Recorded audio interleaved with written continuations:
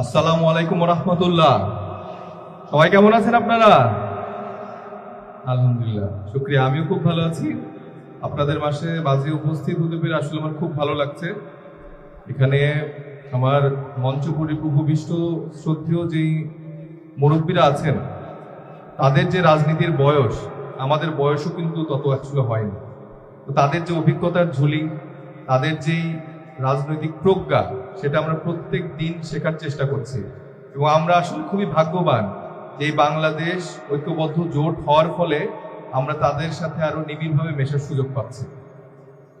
তো সেই জায়গা থেকে আজকের এই আয়োজন এবং আমাদের মঞ্চে উপবিষ্ট যে শ্রদ্ধেয় মেহমানরা আছেন, তাদেরকে আমি সালাম ও শ্রদ্ধা জানিয়ে আমার বক্তব্য শুরু করছি। আপনারা জানেন যে জুলাই গণঅভ্যুত্থানের সময়ে বাংলাদেশের প্রেক্ষাপট কিরকম ছিল, তার পূর্ববর্তী সময় কিরকম প্রেক্ষাপট ছিল এবং এখন আসলে কেমন প্রেক্ষাপট। তো জুলাই তো আসলে ঘটেছিল নিপীড়ন, শোষণ এবং দীর্ঘদিনের একটা ফ্যাসিস্ট কাঠামোর বিরুদ্ধে। তো যেই কাঠামোতে আসলে একটা ব্যক্তি বা একটা শাসক এমনভাবে স্বৈরাচারী হয়ে উঠতে পারে যার ফলে সে যা মন চায় তাই করতে পারে, তাই না? তো সেরকমটাই তো 17 বছর ধরে হয়ে আসছে। এবং আমরা যারা তরুণরা ছিলাম, আপনারা যারা ছিলেন, আপামর যারা জনতারা ছিলেন, এই তরুণ ছাত্র জনতারা মিলেই তো আসলে আমরা জুলাই গণঅভ্যুত্থানটা সফল করেছি, তাই না? এবং সেখান থেকে আমরা যখন দেখলাম যে আমাদের একটা নতুন বাংলাদেশ বিনির্মাণের সুযোগ তৈরি হলো, তো সেইখানে দেখলাম যে আবার নতুন করে বাধাগ্রস্ত করা হচ্ছে, তাই না? এটা রাজনৈতিক দল করছে। আপনারা কি নাম জানেন? তার নাম বলেন না। সেই বড় রাজনৈতিক দল যারা 5 তারিখের পর থেকে ধরেই নিয়েছে, তারা আসলে ক্ষমতায় চলে গিয়েছে। হাট, মাঠ, বাজার, টেন্ডার, এমন কোনো জায়গা নাই যে বাদ নাই। লন্ডন থেকে ফিরে চলে আসছে।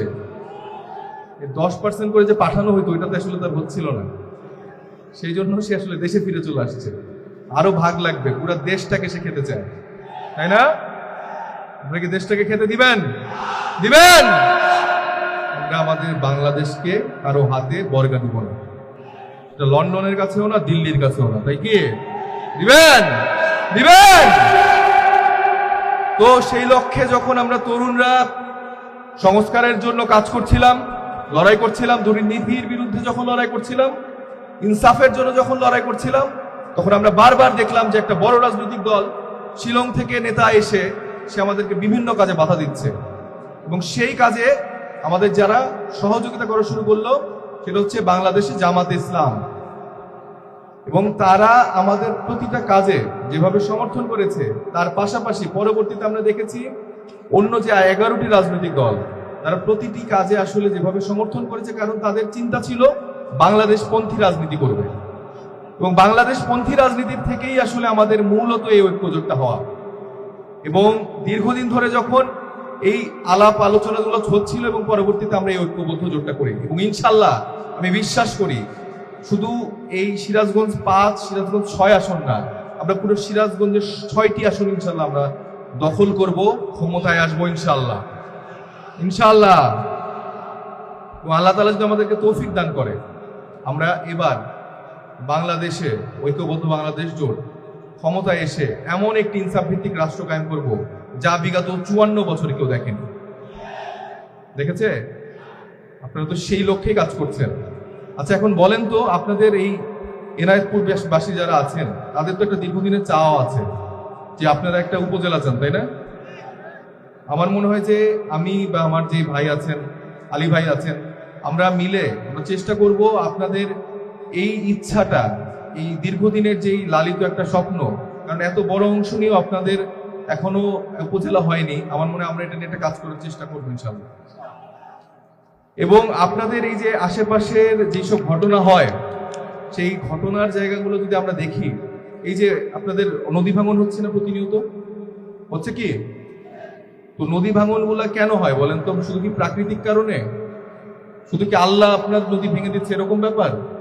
আরে ভাই, আপনি নিজেই তো এটার জন্য দায়ী, তাই না? আপনি হয়তো দায়ী না, আপনার অন্য কোনো সহযোদ্ধা দায়ী, যারা প্রতিদিন বালু খায়। বালু করতে চেনেন আপনারা? চেনেন? চেনেন? এই বালুখোরদেরকে আপনারা চেনেন, এরা চিহ্নিত। গত 1.5 বছরে এদের বালু খাওয়ার পরিমাণ এত বেশি যে এখন আসলে আমরা বালু খুঁজে পাচ্ছি না, এরকম একটা অবস্থা। এরা 1.5 বছরে, বিগত 17 বছরে যা ক্ষুধা ছিল তারা 1.5 বছরে মিটিয়ে ফেলেছে ক্ষমতায় আসার আগেই। তাহলে এই জালিমরা, এই জুলুমকারীরা যদি ক্ষমতায় আসে তাহলে কি আপনার এনায়েত পরি থাকবে নাকি, আপনাদের সন্দেহ আছে কিন্তু। তো সেই জায়গায় আপনারা জানেন যে কারা এই কাজগুলো করছে। আপনার এই যে হাট যে বসে, এই হাটে কারা চাঁদা তোলে? হ্যাঁ, নাম বলেন না, ওই অন্য একটা দল, তাই তো। এই বালুখোররা হচ্ছে যে আপনাদের এই হাটেও হচ্ছে যে তারা চাঁদাবাজি করে। তো এই যারা চাঁদাবাজি করে সেই দলও একই দল। এই দল তো আপনারা না। জামাত কি এই কাজগুলো করে? এনসিপি কাজগুলো করে? খেলাফতে মজলিস এই কাজগুলো করে? এবি পার্টি এই কাজগুলো করে? তাহলে করে কে? তো যেই দল করে সেই দল উত্তরটা জানে। কারণ গত পরশু দিনই আমার এলাকায় ইমাম সাহেব জুম্মার দিনে হচ্ছে যে খুতবার সময় হচ্ছে যে যখন তিনি বলছিলেন, আলোচনা করছিলেন, এক পর্যায়ে তিনি বলেছেন যে এইবার যে 12 তারিখে নির্বাচন, এই নির্বাচনটা খুবই গুরুত্বপূর্ণ একটা নির্বাচন এবং এটা আপনাদের একটা আমানত। যোগ্য প্রার্থীকে দেখে, যারা আপনারা চাঁদাবাজি করেনি, লুটপাট করেনি, এরকম প্রার্থীকে বাছাই করে আপনারা ভোটটা দিবেন। তো তখন আমি না দেখলাম সাথে সাথে সেখানে একজন ওই বড় রাজনৈতিক দলের একজন নেতা তাকে অপমান করলো, তার কণ্ঠরোধ করার চেষ্টা করলো। এখন আমাকে বলেন, সেই আমার সম্মানিত ইমাম সাহেব, উনি কোনো দলের নাম উল্লেখ করেছেন? করেছেন? তাইলে ভাই চাঁদাবাজ বললেই কেন একটা দলের গায়ে লাগে? টেন্ডারবাজ বললেই কেন একটা দলের গায়ে লাগে? বালুখোর বললেই কেন একটা দলের গায়ে লাগে? কারণ এই কাজগুলো তারা করে খুব সুচিন্তিত ভাবে, পরিষ্কার ভাবে কাজগুলো তারা করছে।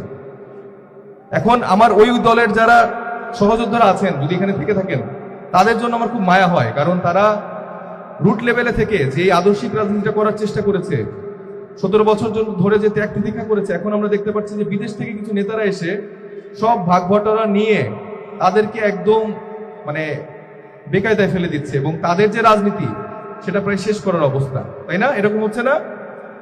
সেই জায়গাটা থেকে আমি তাদেরকে অনুরোধ করব, আপনাদের সেই আদর্শিক ওই রাজনীতির দল এখন আর নাই। আপনাদের সুযোগ আছে, দলে দলে আমাদের সাথে যোগ দেন। আজকে আমাদের সাজাদপুরের যে সমাবেশ হয়েছে সেখানেও প্রায় সম্ভবত 50 জন ওই বড় রাজনৈতিক দলের নেতা আমাদের দলে যুক্ত হয়েছে। আমরা সারা দেশে আসলে দেখতে পাচ্ছি এই দাঁড়িপাল্লার যে জোয়ার বইছে, শাপলাকলির যে জোয়ার বইছে, তো সেই জায়গাটা আমরা দেখছি বারবার কিন্তু মানুষের কাছে পৌঁছাচ্ছে। কারণ আপনারা যে ইনসাফের রাজনীতি করছেন, আপনারা যে সুন্দর রাজনীতি করছেন, এটা মানুষকে ভালোবাসার জায়গা তৈরি করছে। আপনারা তো কারো টাকা পয়সা লুট করে খাচ্ছেন না, আপনারা কারো তো জমি দখল করছেন না। এই 1.5 বছর কি এই কাজগুলো করেছেন? কাউকে মিথ্যা মামলাতে হয়রানি করেছেন আপনারা? কিন্তু এই একটা দল কিন্তু সেই কাজগুলো করে আসছে এবং এখনো করছে।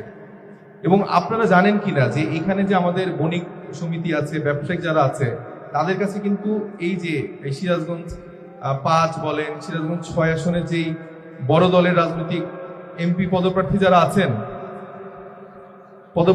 তারা কি করছে? তারা এদের সাথে বসে ইলেকশনের জন্য আলাদা করে তারা টাকা চাচ্ছে। এই ইনফরমেশন গুলো কিন্তু আমাদের কাছে এসছে। এই মানুষগুলা কাউকে শান্তিতে থাকতে দিবে না। আমার যারা ব্যবসায়ী সমাজরা যারা আছেন, আমার যারা খেটে খাওয়া যাওয়া মানুষ আছেন, আপনাদের প্রত্যেকের জীবন ওরা হারাম করে দিবে। তো আপনারা এখনো সুযোগ আছে, আপনারা ঐক্যবদ্ধ হন, ভয় পাবেন না। আপনাদের সাথে জুলাই যোদ্ধারা আছে ইনশাল্লাহ, তারুণ্যের শক্তি আছে ইনশাল্লাহ, ইনসাফের লড়াই লড়ার জন্য যে সৈনিকের আছে সবাই আপনার সাথে ইনশাআল্লাহ আছে। এবং আপনাদের এত বড় শক্তি, আমার ওই পাশে আমার মা বোনেরা আছে, এই শক্তি তো আসলে আর কোন রাজনৈতিক দল এরকম কোন শক্তি আছে কিনা আমি জানি না। এখানে আমি দেখতে পাচ্ছি প্রত্যেকটা বাংলাদেশের আসনগুলাতে, জেলায় জেলায় আমাদের নারীরা, আমাদের মায়েরা, আমাদের বোনেরা যেভাবে ইনসাফের জন্য লড়াই করছেন, এটা আসলে আমাদেরকে ভাবাচ্ছে যে আমাদের যে কর্মযোগ্য সেটা আসলে কমতি পড়ে যাচ্ছে কিনা। তারা দিন রাত পরিশ্রম করছে না? এবং সেই জায়গা থেকে আমি মনে করি যে আমরা তো তাদেরকে সর্বোচ্চ সম্মান দিই, আমরা তো মনে করি যে সে মানুষগুলো আসলে আমাদের মাথার তাজ, এবং সেই জায়গা থেকেই আমরা মনে করি তাদেরকে রক্ষণাবেক্ষণ করা, তাদের মর্যাদা দিতে আমাদের একটা বড় দায়িত্ব। কিন্তু একটা বড় রাজনৈতিক দল বারবার বলে যে এই মানুষগুলা নাকি আমাদের কাছে অনিরাপদ। তাই কি আমাদের মা বোনের কাছে আমাদের কাছে অনিরাপদ? হ্যাঁ, অনিরাপদ না। তো দেখেন, এই জায়গা থেকে আমরা প্রত্যেকে কাজ করার চেষ্টা করছি। আমি এস এম সাইফ মুস্তাফিজ, আমি চেষ্টা করছি যে আপনাদের যে নদী ভাঙন আছে সেটা যেন না হয়, সেই জন্য গোড়ায় আসলে কাজ করার জন্য এই বালুখোরদেরকে আগে চিহ্নিত করতে হবে, এদের আইনের আওতায় আনতে হবে। চাঁদাবাজদের চিহ্নিত করতে হবে, এদের আইনের আওতায় আনতে হবে। এরপর ধাপে ধাপে এই কাজগুলো এমনিতে সম্পন্ন হবে ইনশাল্লাহ। তো আমরা চেষ্টা করব বাংলাদেশকে যে ইনসাফের লড়াই আমরা লড়ছি সেটা পাশাপাশি আরো সামনের দিকে যেন এগিয়ে নেওয়া যায়, সেই কাজটা আমরা করব। এবং আরেকটা বড় বিষয় হচ্ছে চিকিৎসা খাত। আপনারা যারা সিরাজগঞ্জ 6 আসনের এখানে মানুষজন আছেন তারা জানেন যে আমাদের সিরাজগঞ্জ 6 কিন্তু সেরকম ভালো চিকিৎসা ব্যবস্থা নেই, আছে নাই। কিন্তু আপনি জানেন যে এরকম অনেক এমপি মন্ত্রী আসছে যারা কিন্তু অনেক বড় বড় ডাক্তার, অনেক বড় বড় মন্ত্রী ছিল, কিন্তু আমাদের শাহজাদপুরে একটা ভালো চিকিৎসা ব্যবস্থা নেই। এবং তারা যদি চিকিৎসা নিতে নেয় তারা কিন্তু এই লন্ডনে যায়, নাহলে সিঙ্গাপুর যায়। তারা কি শাহজাদপুরে চিকিৎসা করে? আমি ইনশাল্লাহ আপনাদেরকে ওয়াদা দিচ্ছি যে আমরা এমন চিকিৎসা ব্যবস্থা শাহজাদপুরে বিনির্মাণ করার চেষ্টা করব যেখানে আমি আর আপনি একসাথে চিকিৎসা নিব। এবং ইনশাল্লাহ এই যে যারা চাঁদাবাজরা আছে, টেন্ডারবাজরা আছে, তাদেরকে আমি একটা কথা বারবার বলছি যে আমি ক্ষমতায় আসি বা না আসি, এদের ঘুম হারাম করে দেবো ইনশাল্লাহ, ইনশাল্লাহ। এখন আরেকটা ব্যাপার হচ্ছে যে আজকে আমাদের সহযোদ্ধা আমাদের প্রিয় হাসনাত আব্দুল্লাহর আসার কথা ছিল। তো আমাদের প্রিয় হাসনাত আব্দুল্লাহর আসলে নিজের যে সংসদীয় আসন, খুব গুরুত্বপূর্ণ একটা কাজের জন্য তাকে ঢাকায় যেতে হয়েছে, মানে কুমিল্লায় যেতে হয়েছে। তো উনি আপনাদের কাছে আন্তরিকভাবে ক্ষমা চেয়েছেন এবং উনি কথা দিয়েছেন যে আপনাদের আসনে, এই আসনটা জয়ী হওয়ার পর আমাদের স্যারের সাথে নিশ্চয়ই এই আসনে আপনাদের সাথে সবার সাথে মোলাকাত করবেন। তো আপনারা আমাকে আসলে এই জায়গা থেকে আমাদেরকে ক্ষমা করবেন যে আসলে উনি উপস্থিত হতে পারেননি।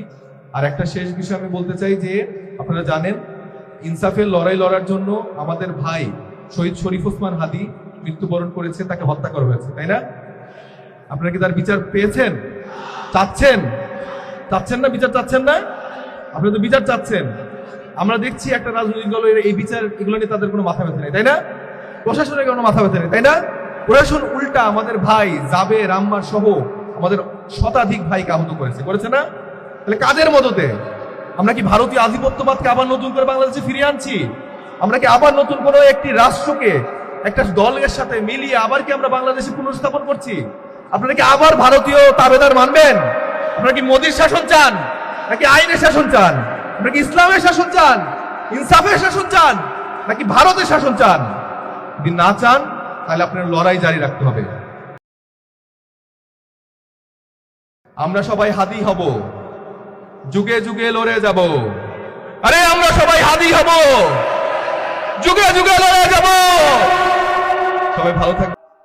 ইন্নাল হামদুলিল্লাহ ওয়াসসালাতু ওয়াসসালামু আলা রাসূলিল্লাহ ওয়া আলা আলিহি ওয়া আসহাবিহি আজমাইন।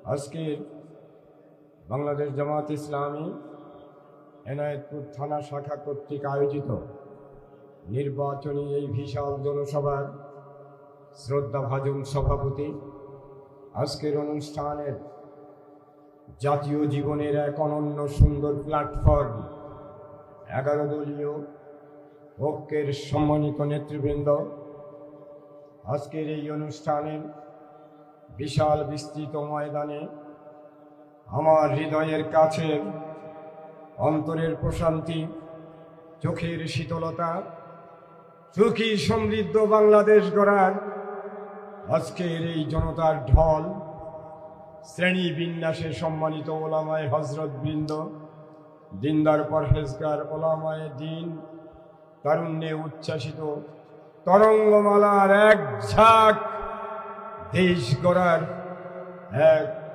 অনন্য সুন্দর প্রতিভা, প্রাণপ্রিয় যুবক ভাতৃমণ্ডলী, বিভিন্ন দোকান পসরা, বিশাল বিস্তৃত এই রাস্তায় সহস্রাধিক জনতার দণ্ডায়মান থাকা অবস্থায় আমার সুহৃদ ভাতৃমণ্ডলী, রাজনৈতিক সচেতন সুধী, শুভাকাঙ্ক্ষী, শুভার্থী বন্ধুরা, পর্দার অন্তরালের সচেতনতার নিশান বর্দার, আল্লাহর দ্বীন কায়েমের জন্য মাঠে নেমে আসা ওই সুমাইয়া রাদিয়াল্লাহু তাআলা আনহা, খাদিজাতুল কুবরা রাদিয়াল্লাহু তাআলা আনহা, মা ফাতিমাতুজ জোহরা রাদিয়াল্লাহু আনহা বংশধর, দিনী চেতনার উজ্জীবিত বাংলাদেশ গড়ার আমার সম্মানিত মা এবং বোনেরা, জনতার কণ্ঠ, আমার সুপ্রিয় সাংবাদিক বন্ধুরা, দেশ এবং জাতির কল্যাণে দুষ্টের দমন, শিষ্টের পালন, স্বাধীনতা সার্বভৌমত্ব রক্ষা কবচ, আইন শৃঙ্খলায় নিয়োজিত সম্মানিত সদস্যবৃন্দ, আসসালামু আলাইকুম ওয়া রাহমাতুল্লাহি ওয়া বারাকাতুহু। অমুসলিম ভাইদের প্রতি রইল আমার আন্তরিক অভিনন্দন এবং শুভেচ্ছা। সৌহার্দ্য সম্প্রীতির বাংলাদেশ, হিন্দু মুসলমানের অকৃত্রিম ভালোবাসার বাংলাদেশ, একটি সুখী সমৃদ্ধ মানবিক বাংলাদেশ গড়ার জন্য উদার চেতা মানসিকতার রাজনীতিতে জামাত ইসলামী আমার সেই শরীদ ভাতৃপ্রতিম বন্ধু অমুসলিম এবং সনাতনী বন্ধুদের প্রতি আমার গভীর শ্রদ্ধা এবং লাল গালিচার শুভেচ্ছা। সম্মানিত ভাইরা আমার, আমি আপনাদের বক্তৃতা দিয়ে কৃত করতে পারবো না, কারণ আমার সম্মানিত প্রধান অতিথি দীর্ঘ সময় বসে আছে। তিনি মনোকষ্টের কারণ নিয়েই বসে আছেন। অনেক প্রতিশ্রুতির কথা বলা হয়েছে। 48 বছরের রাজনীতিক জীবনে এই ময়দান, এনায়েতপুর, গোপালপুর, চৌহালি, বেলকুচির 1 ইঞ্চি জায়গা নেই যেখানে জামাত ইসলামীর বিভিন্ন প্রোগ্রামে আমরা বক্তৃতা দেই নাই। জাতীয় জীবনে একটি সুন্দর বাংলাদেশ গড়ার জন্য 36শে জুলাই আমরা পেরিয়েছি। এখন এক শ্রেণীর মানুষ যারা ক্ষমতায় না যেয়ে ক্ষমতার বড়াই করে, সেই শক্তির সাথে আপসহীন সংগ্রামের মাধ্যমে আমরা সুন্দর বাংলাদেশ, মানবিক বাংলাদেশ, কল্যাণকামী বাংলাদেশ, ইসলামী মূল্যবোধের বাংলাদেশ, দুর্নীতি মুক্ত বাংলাদেশ, চাঁদাবাজ মুক্ত বাংলাদেশ, ধান্দাবাজিদের মুক্ত বাংলাদেশ, মাটি খোরদের মুক্ত বাংলাদেশ, এমন একটি সমৃদ্ধ বাংলাদেশ কি আপনারা চান না? যদি চান তাহলে আমাদের সামনে একটি পথ, সেটা হলো 11 দলীয় ঐক্যের সমঝোতার নির্বাচনে এদেরকে ক্ষমতায় বসালেই ওই ধান্দাবাজদের কুচক্রী মহল বাংলাদেশ থেকে আর কোন প্রকার লুটপাটের রাজনীতি করার সুযোগ পাবে না।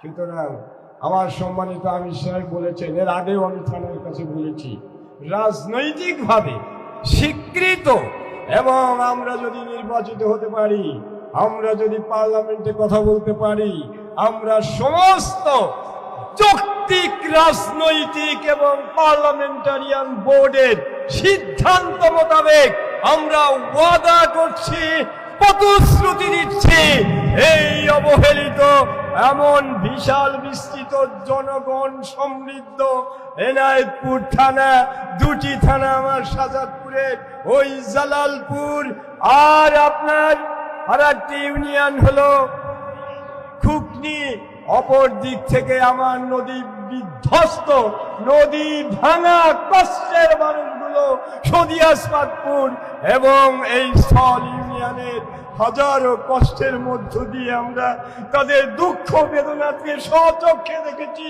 সুতরাং এদের সহজলব্ধ প্রশাসন কায়েমের জন্য ইনশাআল্লাহ আমরা উপজেলা হিসাবে সর্বাত্মক ভূমিকা রাখব। যানজট আমার কেজির মোড়ে আইলেই ঘন্টার পর ঘন্টা আমার মা বোনেরা কষ্ট পায়, ছাত্রীরা স্কুলে যেতে পারে না, সবাই কষ্টের মধ্যে থাকে। এমন জ্যাম মনে হয় ঘন্টা ঘন্টা ধরে দাঁড়িয়ে থেকে শেষ মুহূর্তে রনির ওই পান্তা সব শেষ হয়ে যায়। আমরা এই অবস্থার অবসান ঘটাবো ইনশাআল্লাহ। আপনারা ভালো থাকুন, আপনারা সুস্থ থাকুন। বক্তৃতা দেওয়াটাকে এখন আমি খুবই অপরাধী হিসাবে মনে করছি, আমাকে মাফ করে দেবেন। জনাব প্রধান অতিথি, দেশ এবং জাতির জন্য একজন পরিচিত সুখ্যাতি নাম আপনাদের এই এলাকারই সাবেক এমপি অবসরপ্রাপ্ত মেজর মঞ্জুর কাদের সাহেবকে আমার এই সংক্ষিপ্ত কথার পরেও একটু বেয়াদবি করলাম বলে মাপ চেয়ে সময়টুকু কোরবানি করলাম। আল্লাহ হাফেজ। বাংলাদেশ জিন্দাবাদ।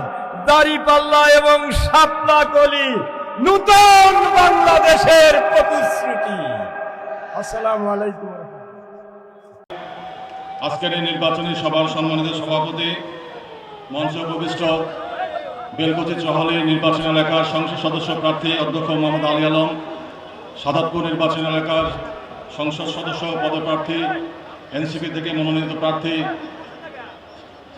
সাহেব মুস্তাফিজ এবং 11 দলীয় জোটের নেতৃবৃন্দ, কর্মীবৃন্দ এবং ভাইয়েরা আমার আসসালামু আলাইকুম। পিছন থেকে শোনা যায়? এদিক থেকে শোনা যায়? এদিক থেকে শোনা যায় না?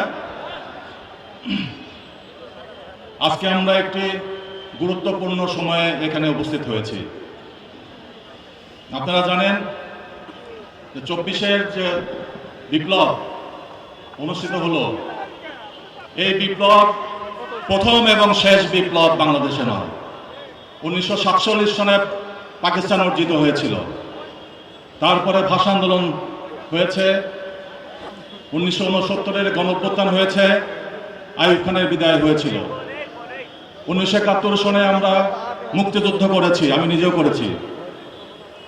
তারপরে 1975-এর 15 আগস্টে আগস্ট বিপ্লব ঘটে। 1975-এর 7 নভেম্বরে সিপাহী জনতার বিপ্লব ঘটে। তারপরে 1990-এ গণঅভ্যুত্থান হয়। তারপরে 2024 সনে আরেকটি বিপ্লব গণঅভ্যুত্থানের সৃষ্টি হয়। 2024-এর বিপ্লবের পরে আমাদের প্রত্যাশা ছিল যে বাংলাদেশ থেকে সকল অত্যাচার অনাচার দূরীভূত হবে।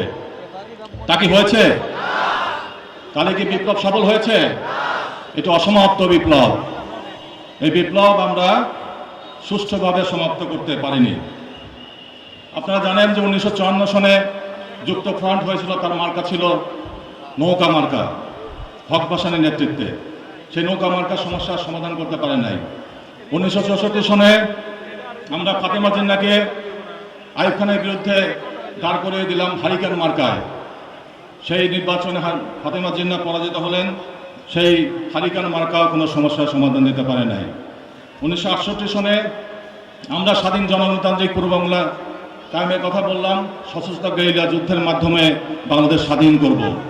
তারই ধারাবাহিকতায় 1969-এর গণঅভ্যুত্থান হয় এবং সেই সর্বদলীয় ছাত্র সংগ্রাম পরিষদ গঠিত হয়। সেখানে পাবনার পূর্বাঞ্চলের আহ্বায়ক ছিলাম আমি।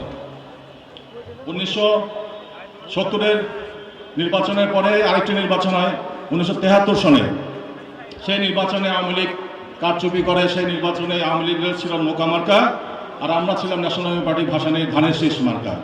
সেই নির্বাচনে কারচুপি করার পরে বাকশাল সৃষ্টি হয়। সেই বাকশালে কোনো মার্কা ছিল না। সেখানে বলা হয়েছিল যে বাংলাদেশের নির্বাচন অনুষ্ঠিত হয়েছে এবং শেখ মুজিব রাষ্ট্রপতি হিসেবে নির্বাচিত হয়েছে বলে বিবেচিত হবে, অর্থাৎ নির্বাচন ছাড়াই তিনি রাষ্ট্রপতি। এই অবস্থায় আপনারা জানেন 1975 সনের 15 আগস্টে একটা সামরিক অভ্যুত্থান হয়। সেখানে শেখ মুজিব তার পরিবার সহ নিহত হন। এরপরে জেনারেল জিয়া রহমান সিপাহী জনতা বিপ্লবের মাধ্যমে ক্ষমতাসীন হন। এরপরে আসে আসল খেলা। বাংলাদেশে